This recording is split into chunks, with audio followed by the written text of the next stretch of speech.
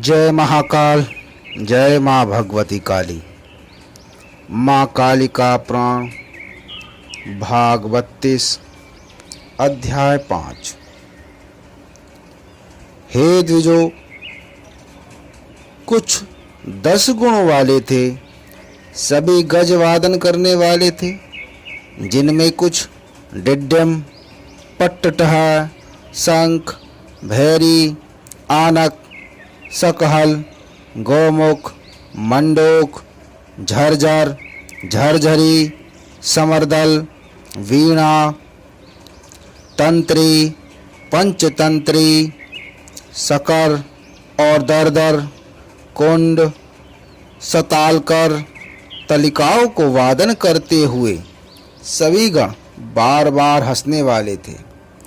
वे सब वाराह की ओर मुख वाले होते हुए स्थित हो गए थे। उन सब से वृषध्वज भगवान सर्व ने कहा, इन वाराह के गणों का वे हनन कर दो। ये निश्चय ही अपने क्रूर कर्मों द्वारा, क्रूर दृष्टि से, क्रूर युद्धों के द्वारा क्रूर होकर महान बल वाले थे। इसके अनंतर वे सब गण अनेक आकार वाले और नाना श्रेष्ठ आयुधों से समन्वित थे। उन क्रूर दिखलाई देने वालों ने वाराह के गणों के साथ युद्ध किया था।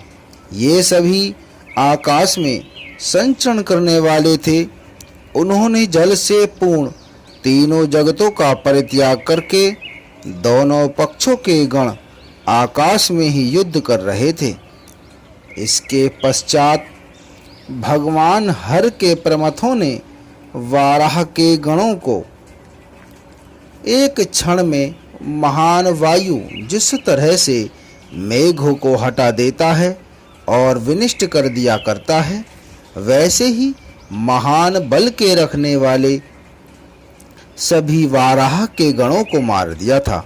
उस सब वाराह के वीर गणों के निहित हो जाने पर वराह ने चिंतन किया था कि वह क्या पहले और पीछे ऐसा व्रत उपस्थित हुआ है।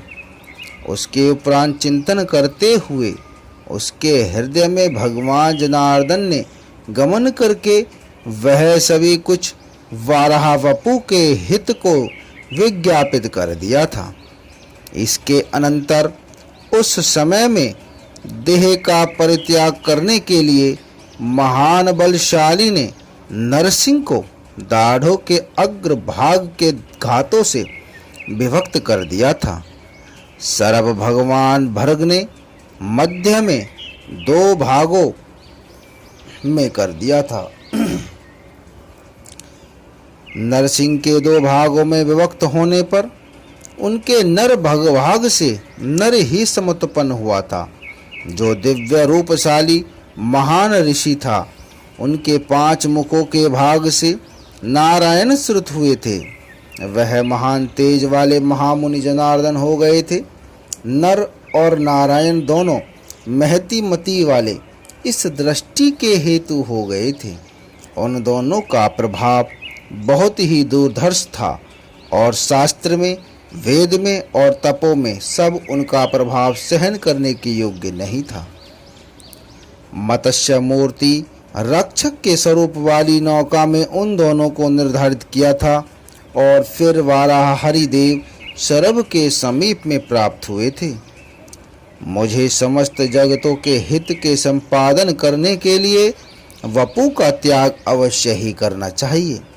यह पूर्व में मैंने प्रतिज्ञा की थी, उसी के लिए यह समुद्धक किया जा रहा है।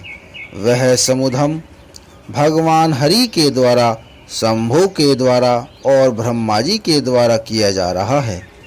ऐसा भली भांति चिंतन करके उस समय में परमेश्वर सू करके सर्व महान बलवान देव महादेव से कहा था, हे महादेव, आप मुझे परित्याग कर दो। मैं बिना किसी संशय के इस शरीर का त्याग करूँगा।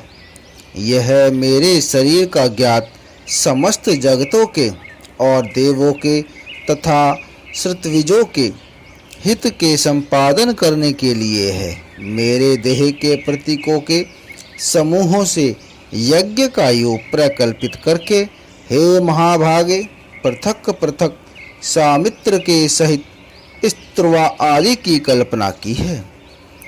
इसके अनंतर 3 पुत्रों के द्वारा वे उनका जगतों के हित के लिए निबंध करें। इस जगत से परिपूर्ण को सुव्रत घोर और कनक से रक्षा करो। यज्ञ से देव और प्रजा, यज्ञ से अन्य नियोगी, यह सभी कुछ यज्ञ से ही सदा होने वाला है। यह सब जगत यज्ञों से परिपूर्ण है। मालिनी पृथ्वी पुनः जिससे इस गर्भ को धारण किया था, वह देवी स्वयं उस समुत्पन्न पुत्र का भली भांति रक्षण करेंगी। जिस समय में काल प्राप्त होता है, उसी समय में देवी आयुष्मान बोलती हैं। उसके वध के विषय में जब काम से अत्यंत आर्त होती हैं, तभी इसका वध करेंगी। जिस समय में भग्न हुई भारती पृथ्वी को नीचे की ओर होगी, तभी भृंगी वाराह के रूप से उसी समय में उसका उद्धार करूंगा। तब आपका पुत्र अपने शरीर को कृत्य अर्थात सफल समझकर उसका त्याग कर देगा।